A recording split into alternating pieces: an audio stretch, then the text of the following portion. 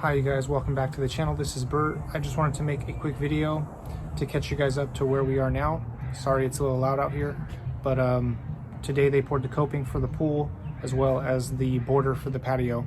So this video is going to show you where we started and how we got to where we are now. At the very beginning when we bought this house, it was completely different. There was a huge garden back here, massive 40 plus year old trees. The lady that lived here before me was she was retired and she had a garden that was her sanctuary back here, so it really was nice. I had a little patio. You'll see a couple pictures at the beginning that were from the listing of the house when I first purchased it. Some of you guys might hate me, but here in California we have the drought and it was a lot to keep watered and a lot of work that I really didn't have the time to do or money to pay somebody to keep it the way it was. So this will be a lot less maintenance, more maintenance free, and once the pool is filled it'll probably be actually less water usage during the summer months. So please like the video if you enjoy it and subscribe to the channel for more content. Thanks. So this is the pictures from the house listing of when we purchased the house. The lady who lived here before really took care of it. It was really gorgeous, and we enjoyed it for about 2 years until it got too much. Everything started to die from lack of water. In the winter it would get muddy, mosquitoes, and it was just unpleasant to go out there. So we decided to work towards what we really wanted, which was a pool. So that took us a while to do. We ended up purchasing an 18-foot round pool. They got us by for about 5 years until we were in a position to do this project. And once we were there, we started things off by getting rid of that patio. The patio was a funny story because it was during the height of prices for lumber during COVID.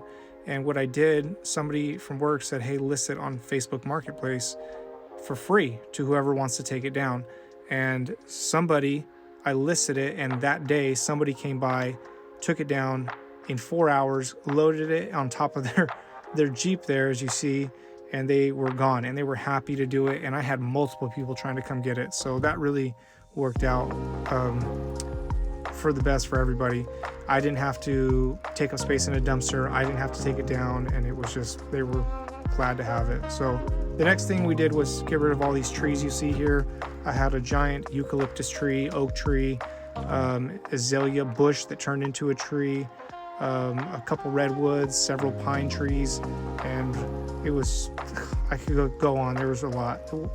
With it all out, everything looked a little bit more open, and really is when the backyard we could see the transformation start. Once I had all the trees cleared out, it was time to get some equipment back here to start scraping and digging up a lot of the railroad ties that were buried. I ended up busting up this concrete pad that was for the patio because we needed to relocate the patio. I had this giant window in my dining room that never got any light because that patio was so low. So we ended up busting it up, and I got this tractor from a buddy of mine at work who let me borrow it. I had to take down the fence between myself and my neighbor. Fortunately, I had a very nice neighbor that let me do that and has continued to let me keep the fence down while this project ensues. So we drove that tractor in. I did my best, but eventually my coworker had to come, who had a lot more experience on it. He helped me dig up all the railroad ties and scrape out all the ground. The railroad ties, all the borders of the walkways and planters were just like bordered by these railroad ties that had to be dug up. There's like 30 of these things. So we got all those out. I got a 30-foot dumpster from the city. We ended up filling that thing up twice with railroad ties and then also dirt and just rocks and trash that was back there. Once we did that, I kind of made a layout of where I wanted everything in relationship to another in the backyard, drop a little diagram. My daughter's there. We're trying to decide how tall we want to make the building. And without help of her, we ended up deciding on a 12-foot height building that worked out pretty good. We marked it out in the backyard with little sticks and whatnot to just see how it was going to look, and then visualize where the rooms are going to be. At this point, it's still just supposed to be like a workshop and somewhat of a hangout space and eventually evolved into an ADU. The pool dig started early December when my contractor got a hold of me, and it took 2 days for them to dig out this pool. They ended up hitting the hard pan, as you'll see in the background, about 5 feet down, and that's why it took them 2 days. Afterwards, everything went pretty smoothly from digging to gunite. It took about 2 weeks. Fortunately for me, that building that we planned on, I wanted to put that bathroom in, and I didn't have enough slope. But since we were digging a pool, they just took that dirt, set it off to the side, and then compacted it and raised my backyard about 13 inches, which was enough to get the slope to put that bathroom in without having to add any kind of pump, any kind of sub pump to push that waste out to the main line. So after they dug it, they plumbed it up and then put in this rebar. The rebar, some guy came in and knocked it out in like 2 days, just like him, some tools and a radio, and he just totally did this thing in 2 days, and it was kind of incredible to watch. After the fact, I ended up adding some bubblers to the Baja shelf, and with that said, I would advise you, if you're building a pool, to add the things that you want that can't be added later. So like a bubbler, once the gunite's in, your tile, get what you want, because it's going to be there for a long time and you can't really easily replace it afterwards. In the future, we plan on getting a rock feature waterfall slide. Well, that can go right on the deck.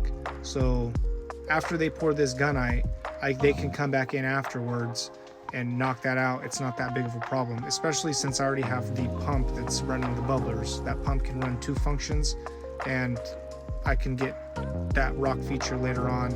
It's not that big a deal. But the stuff you can't get afterwards, put it in right now. Once your gunite goes in, your pool's gonna feel like a pool. Like oh shit, this thing's actually coming together now. And you'll see there, it's a big transformation. One of the big transformation points in your build process. There's my family there, dogs and everybody. Once the gunite was in, we shifted our focus to the building. This is the plans, the initial plans for the building. I was still waiting for the city at this point to approve them for the building, and then the conversion of that building into an ADU, which we decided on. So in the meantime, while that was getting looked at, we ended up doing all the rough-in and forms, dug out all the footers for the building, and got that ready for inspection. Once that was done, a big rainstorm came through and really kind of made a mess of the backyard, got everything wet and muddy, filled up my pool, even though I wasn't ready for the water, but had to pump that out.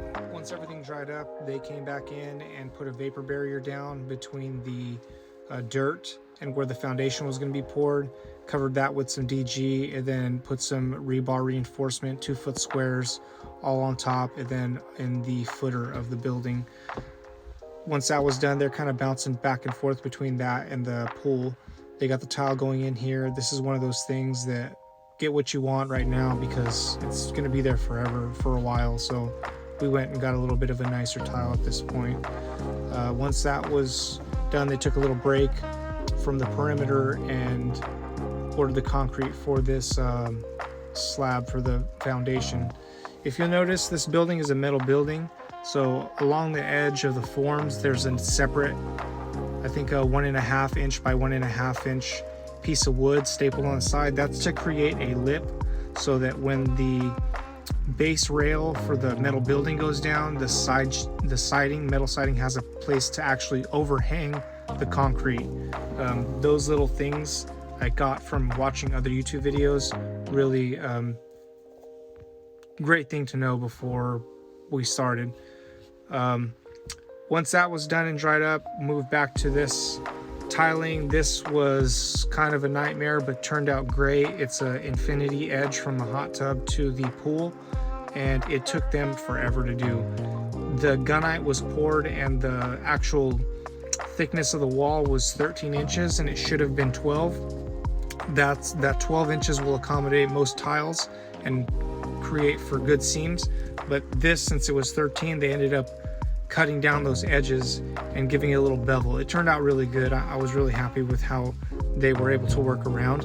It's not perfect by any means. They told me it was their first infinity edge they ever did, but I loved it. I think it's great. It's one of my favorite features of the pool. So now that brings us to where we currently are. You'll see the forms for the pool deck and the coping, as well as the patio in a second. Cool thing they did is right between the pool and the building, there's a form, and underneath that form is a 3-inch ABS pipe. What they're doing is angling the cement on either side from the building to that pipe and from the pool to that pipe. After it's all dried, they'll slice what's going to look like a joint, a regular cement joint, but it's actually a drain, and that drain slopes to the house, out some drainage and out to the street. Pretty cool idea, but that's where we're at right now.